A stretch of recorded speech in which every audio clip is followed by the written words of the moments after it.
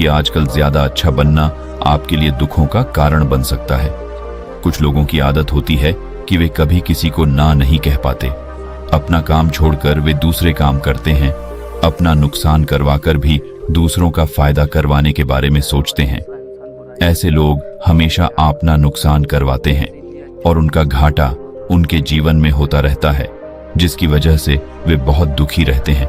लेकिन इस आदत को वे कभी नहीं छोड़ पाते। यह कहानी उन्हीं लोगों के लिए है जो जरूरत से ज्यादा अच्छे रहते हैं और जरूरत से ज्यादा दूसरों के बारे में सोचते हैं। अपना ख्याल छोड़कर उन्हें दूसरों की फिक्र होती है। वे लोग इस कहानी को अंत तक जरूर सुने, क्योंकि यह कहानी आपकी जिंदगी बदलने वाली है। बात उन दिनों की है जब अरेवली गांव के लोगों की जिंदगी सीधी सादी और ईमानदारी पर आधारित थी। गांव में सभी लोग एक दूसरे का सम्मान करते और हमेशा मदद के लिए तैयार रहते थे। इस गांव में एक साधारण सा व्यक्ति रामू रहता था, जिसकी सादगी और अच्छाई के चर्चे दूर दूर तक थे। रामू का दिल बहुत बड़ा था। वह हमेशा दूसरों की भलाई के लिए सोचता और हर किसी की मदद करता। गांव के लोग उसकी इज्जत करते थे, लेकिन कुछ लोग उसकी इस अच्छाई का फायदा भी उठाते थे। रामू ने कभी किसी को मना नहीं किया था, चाहे कितनी भी परेशानी क्यों न हो। रामू का परिवार भी उसकी तरह ही साधारण था। उसकी पत्नी सीता बहुत ही समझदार और सुघड़ गृहिणी थी। दोनों की एक बेटी गीता थी जो गांव के स्कूल में पढ़ती थी। रामू का सपना था कि गीता पढ़ लिखकर बड़ी आदमी बने और उनके गांव का नाम रोशन करे। एक बार धनिया राम ने रामू से कहा, रामू, क्या तुम मेरी भैंसों को कुछ वक्त के लिए देख लोगे? मुझे कुछ काम से शहर जाना है, इसीलिए क्या तुम इनका ख्याल रखोगे? रामू ने बिना सोचे समझे हाँ कह दी, क्योंकि वह दिल से बहुत अच्छा था। उसे लगा कि गायों का देखभाल तो आसान है, चारा डालना और पानी देना है, और क्या। उसने कहा, जी मैं ऐसा कर पाऊंगा, आप बेफिक्र रहिए। धनिया राम शहर चला गया और रामू उसकी गायों का ख्याल रखने लगा। वह उन्हें समय पर चारा देता, उनका ख्याल रखता और उन्हें पानी पिलाता।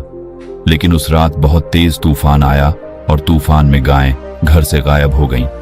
वे वहां से भाग गईं। रामू चिंता में पड़ गया। उसने बहुत दूर दूर तक गायों को ढूंढा, लेकिन फिर भी वे नहीं मिली। उसने पूरी रात नहीं सोया और गायों को ढूंढता ही रहा। उसके मन में ख्याल आया कि अब वह धनिया राम को क्या जवाब देगा। गायें कहां चली गईं? अगले दिन जब धनिया राम आया तो उसने पूछा, मेरी गायें कहां हैं? रामू ने कहा, मालिक, रात की बारिश और तूफान में पता नहीं कहां गायें भाग गईं। मैंने बहुत ढूंढने की कोशिश की, लेकिन गायें नहीं मिली। धनिया राम गुस्सा हो गया और बोला, तुम झूठ बोल रहे हो।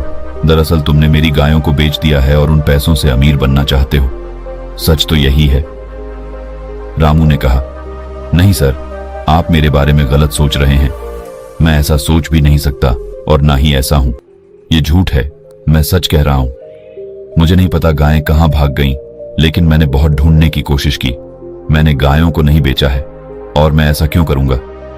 धनिया राम ने कहा, क्योंकि तुमने मेरी गायों को बेच दिया।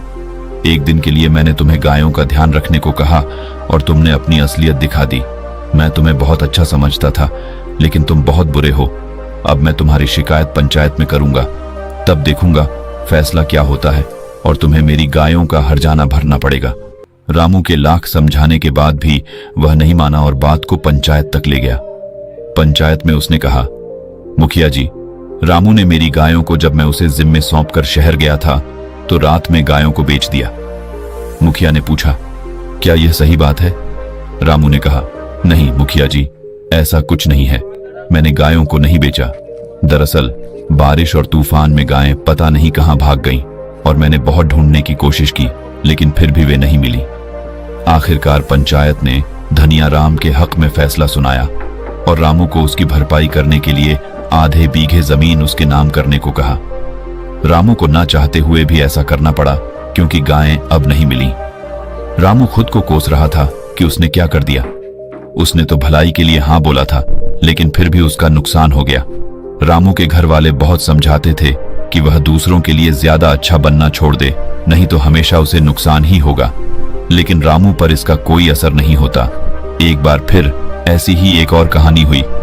एक दिन की बात है, रामू अपने खेत में काम कर रहा था जब गांव के मुखिया भोलाराम ने उसे बुलाया।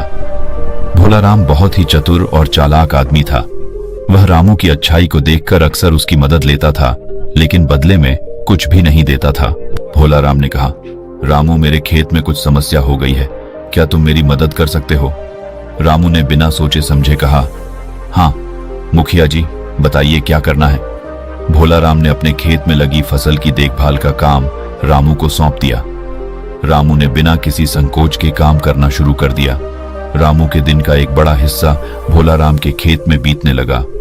इस कारण से वह अपने खेत और परिवार को ज्यादा समय नहीं दे पाता था।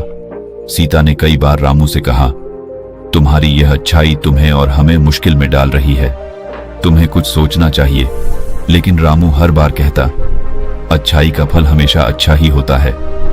वहीं गांव के कुछ लोग रामू की इस अच्छाई का फायदा उठाने लगे। एक दिन गांव के ही एक और व्यक्ति लल्लू रामू के पास आया और बोला, रामू भाई, मेरे घर की छत टूट गई है, क्या तुम मेरी मदद कर सकते हो? रामू ने फिर से बिना किसी हिचकिचाहट के हामी भर दी। रामू की इस अच्छाई का असर उसकी खुद की जिंदगी पर पड़ने लगा। उसकी फसल खराब होने लगी क्योंकि वह अपने खेत को ठीक से समय नहीं दे पा रहा था। सीता ने फिर से रामू को समझाया, रामू, तुम्हारी यह अच्छाई हमें मुश्किल में डाल रही है, हमें भी अपने बारे में सोचना चाहिए। लेकिन रामू ने हमेशा की तरह सीता की बात को नजरअंदाज कर दिया। एक दिन जब रामू भोलाराम के खेत में काम कर रहा था, तभी गीता स्कूल से रोते हुए घर आई। सीता ने पूछा, क्या हुआ गीता, क्यों रो रही हो? गीता ने बताया कि स्कूल की फीस न भरने के कारण उसे क्लास से बाहर निकाल दिया गया। सीता का दिल टूट गया और उसने फैसला किया कि अब वह रामू से कड़ा सवाल करेगी। सीता ने रामू से कहा, रामू, अब बहुत हो गया, तुम्हारी अच्छाई के कारण हम सब मुश्किल में हैं।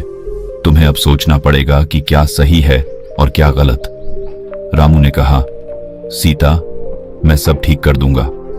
रामू ने अगले दिन से ही अपने खेत में ज्यादा समय देना शुरू कर दिया और धीरे धीरे उसकी फसल अच्छी होने लगी।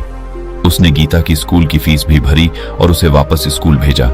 लेकिन उसके मन में एक सवाल उठा, सच में मेरी अच्छाई ही मुझे और मेरे परिवार को मुश्किल में डाल रही है? रामू ने सोचने की ठानी कि वह अब हर किसी की मदद नहीं करेगा, बल्कि सोच समझकर ही किसी की मदद करेगा। उसने भोलाराम और लल्लू से भी साफ साफ कह दिया कि अब वह सिर्फ अपने परिवार और अपने खेत के लिए ही काम करेगा। धीरे धीरे रामू की जिंदगी पटरी पर आने लगी। उसकी फसल अच्छी होने लगी और गीता भी अच्छे नंबरों से पास होने लगी। सीता भी खुश थी कि रामू ने आखिरकार सही निर्णय लिया। गांव के लोग भी रामू की नई सोच का सम्मान करने लगे। रामू ने सीखा कि ज्यादा अच्छा बनना भी हमेशा सही नहीं होता। कभी कभी हमें खुद के और अपने परिवार के बारे में भी सोचना चाहिए। अच्छाई का मतलब यह नहीं कि हम अपनी और अपने परिवार की खुशी को नजरअंदाज कर दें। रामू की यह कहानी हमें सिखाती है कि संतुलन बनाना बहुत जरूरी है।